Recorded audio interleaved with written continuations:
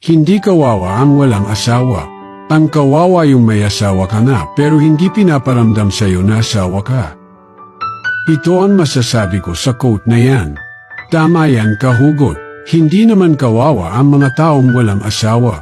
Ang mas nakakalungkot na sitwasyon ay yung may asawa ka na pero hindi ka naman itinuturing o pinaparamdam na ikaw ay asawa nila.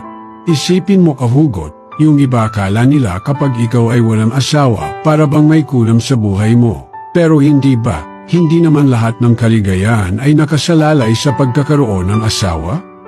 Maraming tao ang masaya at kumpleto kahit na sila ay single. Sa kabilang banda, may mga taong kasal na, pero parang hindi naman nila nararamdaman na sila ay bahagi ng isang tunay na relasyon. Yung tipong, andyan na yung asawa mo, pero hindi mo maramdaman yung pagmamahal, suporta, at pagkalinga na inaasahan mo sa isang kasal. Napakahirap ng ganitong sitwasyon.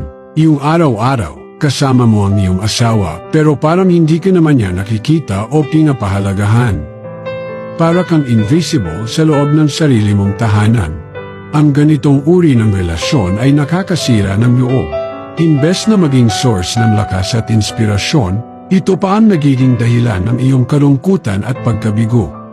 Ang hirap isipin na yung taong pinili mong makasama habang buhay, siya pa yung hindi nagpaparamdam sa iyo ng halaga at pagmamahal.